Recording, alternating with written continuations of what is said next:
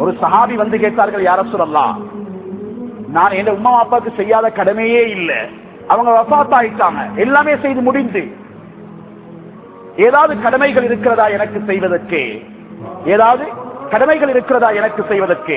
சொன்னார்கள் ஸல்லல்லாஹு அலைஹி வஸல்லம், 5 விடயங்களை செய்யுங்கள். தாய் இருக்கும் பொழுதும் பார்த்தோம், சிலர் தாய் இல்லாமல் ஆனதுக்கு பின்னால் தான் தாயுடைய கபரடிக்கு ஓடுவது. மாதம் மாதம் ஓடுவார்கள். 4-2 வருடங்கள் போய்விட்டால் தாய் எங்கே அடக்கப்பட்டா யோசித்துக் கொண்டிருக்கிறார்கள். சகோதரர்களே, கண்ணியமானவர்களே, ஸல்லல்லாஹு அலைஹி வஸல்லம் சொன்னார்கள், முதலாவது அஸ்ஸலாத்து அலைஹிமா, அவர்களுக்கு துஆ செய்யுங்கள். என்ன ஓட்டம் தொழுகைக்கு பின்னால்? சொந்தமாக துஆ செய்ய தெரியாது, அழுது கேளுங்கள், யா அல்லாஹ் அவர்களை மன்னி, அவர்களை சிறப்பாக்கி, அவர்களை செழிப்பாக்கி. சகோதரர்களை எத்தனையை கேட்கலாம் அவர்களுக்கு? அல்லாஹ் ரசூல் கேட்க சொல்லுகிறார்கள். இஸ்திக்பார் செய்யுங்கள். ஒரு ஹதீஸிலே வருகிறது, இப்னு மாஜாவுடைய ரிவாயத்திலே, ஒரு ஜனாசாவுடைய அந்தஸ்து, ஒரு தந்தையுடைய அந்தஸ்து உயர்கிறது. கேட்கின்றார், என்ன காரணம்? உங்களுடைய மகன் உங்களுக்காக வேண்டி செய்த இஸ்திக்பார். சகோதரர்களே, நாம் நல்லவர்களாக வாழ வேண்டும், எமக்காக வேண்டி இல்லாவிட்டாலும் எமது தாய்தந்தைமாருக்கு எம்முடைய துஆவை அல்லாஹ் ஏற்றுக்கொள்வதற்காக வேண்டி. அருமையானவர்களே, இவ்வளவு கெஞ்சி இஸ்திக்பாருக்கு அனுமதி இருக்கிறது.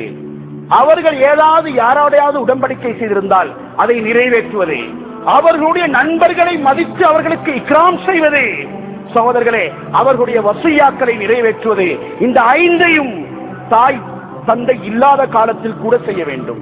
நண்பனை மதிக்க வேண்டும் இல்லாத காலத்தில். இருக்கும் காலத்திலே தாயை மதிக்காவிட்டால், தந்தையை மதிக்காவிட்டால் ஆக மேன்மையானவர்களே, அல்லாஹ்வுடைய நல்லடியார்களே, ஒவ்வொரு சஹாபாக்களுடைய வாழ்க்கையும், குறிப்பா இந்த உவைஸ் முக்கர் ரஹ்மத்துல்லாஹி அலைஹி வாழ்க்கையும் பார்த்தால், தாய் தந்தைக்கு கை கொடுத்தவர்கள் அவர்கள் செழிப்பாக இருப்பார்கள் என்பதற்குரிய மிக பெரும் ஆதாரம். கண்ணியமானவர்களே, நாம் இன்று இறுகி இருக்கிறோம் என்றால் முதலாவதாக தாயோடு வாழ்ந்த வாழ்க்கையை பாருங்கள். பிள்ளையாக இருந்து தாய்க்கு அநியாயம் செய்திருக்கிறோமா?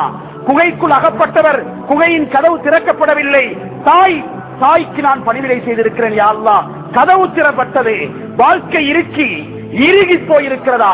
தாயோடு வாழ்ந்ததை பாருங்கள். தாய்க்கு நலவு செய்தால் வாழ்க்கையின் கதவுகளை அல்லாஹ் திறப்பான், செழிப்பாக்குவான். உலகத்தில் மாத்திரமல்ல, சொர்க்கத்தின் கதவையே அல்லாஹ் திறப்பான். அப்படியான பாக்கியம் பெற்றவர்கள் தான் எமது பெற்றோர்கள். சிலர் உண்மையிலே நல்லதை பார்க்கின்றார்கள், நல்லதை செய்கின்றார்கள். ஒவ்வொரு நாளும் தாயின் பாதத்தை முத்தமிடும் நல்லவர்களும் இருக்கிறார்கள். அவர் வர்ணித்த பின்னால் அன்னாருடைய கபருக்கு சென்று துஆ செய்பவர்களும் இருக்கிறார்கள்.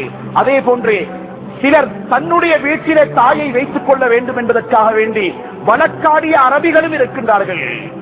அடுத்தவருடைய வீட்டிலே, தன் சகோதரிய வீட்டிலே தாய் வைக்கட்டும் என்பதாக முடிவாக்கப்பட்டதன் பின்னால் ஏங்கி ஏங்கி அழுத பிள்ளைகளும் இருக்கின்றார்கள்.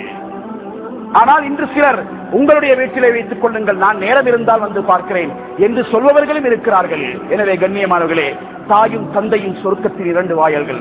இதை புனிதமாக்குவோம். இதன் ஊடாக அல்லாஹ் எங்களுக்கு சொர்க்கத்தை நசீபாக்குவானாக. இது குறை